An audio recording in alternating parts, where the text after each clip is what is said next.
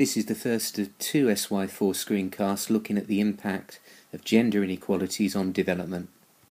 This is a really important topic area because if you pick any significant measure of development, it's almost guaranteed that the experience of women will be notably worse than their male counterparts. And that is why the United Nations has now incorporated gender equality as a measure of development in its important annual human development reports. So in these reports there's now something called the Gender Inequality Index, which measures gender inequality by looking at three main areas. It looks at inequality within work or the labour market. It looks at empowerment of women, which it measures by looking at the representation of women within Parliament and the amount of women who are attaining education at secondary level or higher. And also it looks at health by focusing on reproductive health, looking at things like the maternal mortality rate and the adolescent fertility rate.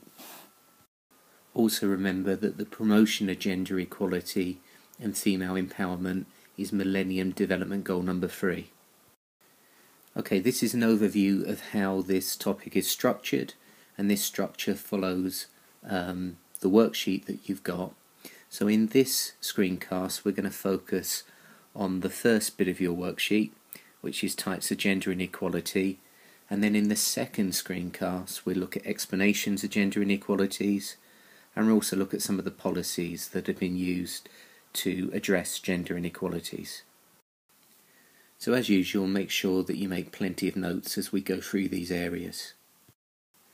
And in this screencast I'm going to be looking at types of gender inequality by drawing upon the work of Amartya Sen, who focuses on 7 different types of gender inequality. So firstly, across the developing world, women often lack access to really basic institutions, particularly things like basic education, which could enable them to reach their full potential. And secondly, we've got what Sen calls special opportunities, which is the idea that beyond this very basic provision, women encounter even greater barriers. So in many developing countries, they're particularly restricted in the context of higher education and training. Thirdly, Sen talks about professional inequalities, and by this he's referring to the inequalities that tend to exist in the labour market.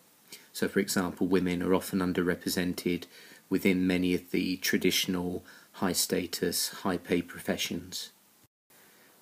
Fourthly, in many societies the ownership of property can be extremely unequal, and this means that even basic assets such as home and land may be very unfairly shared, and this can restrict women's social influence and also their ability to engage in business and commerce.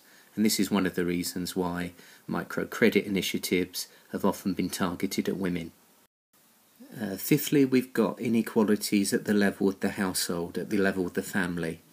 So within the family, power and decision making might favour men, and it's usually the case that women do the bulk of the domestic labour, the bulk of the childcare, the bulk of the emotional work.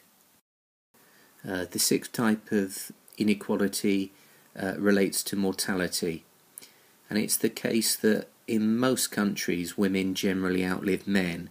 However, there are areas of the world which have very patriarchal cultures where this generalisation does not hold. So for example, in both India and Pakistan, it's men who generally outlive women. And then the final type of inequality that Sen identifies is natality. And this is the idea that gender inequality can manifest itself in the form of the parents wanting their newborn baby to be a boy rather than a girl, given the patriarchal culture of some countries. More than 100 million women are missing, Professor Sen wrote in 1990. And Sen noted that this was because in normal circumstances women tend to live longer than men, yet in places where girls have a deeply unequal status, they vanish. So for example, China has 107 males for every 100 females in its overall population, and an even greater disproportion if we just focused on newborns.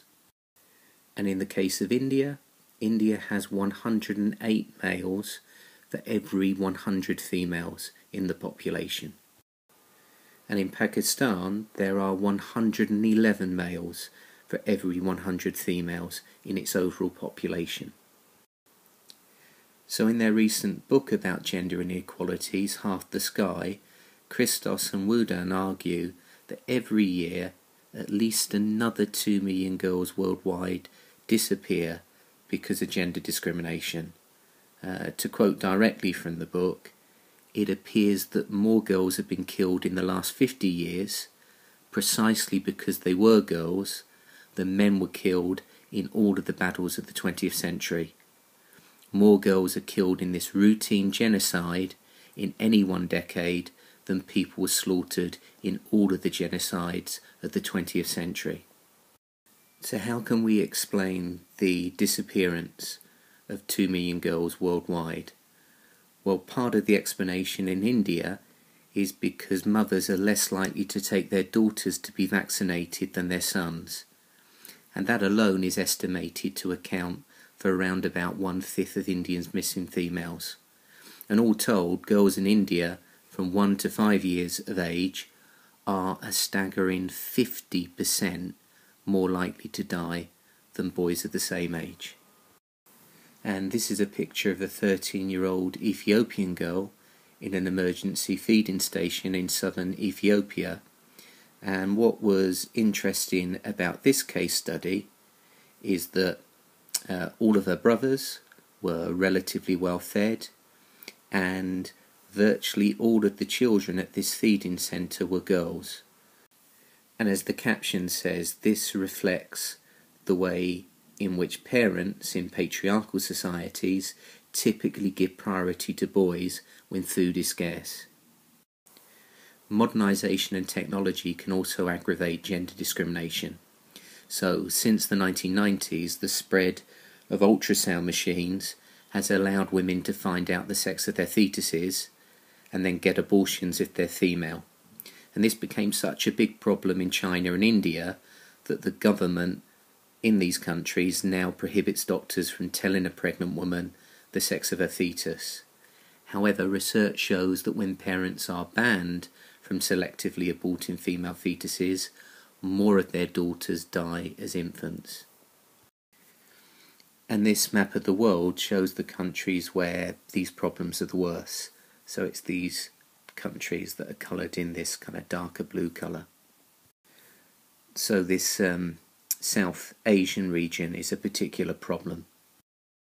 So we've completed the first screencast on this topic, where we've identified 7 types of gender inequality, and what we'll look at in the second screencast is we'll look at explanations of these gender inequalities, and then we'll look at some of the policies that can be implemented to alleviate and reduce some of these gender inequalities.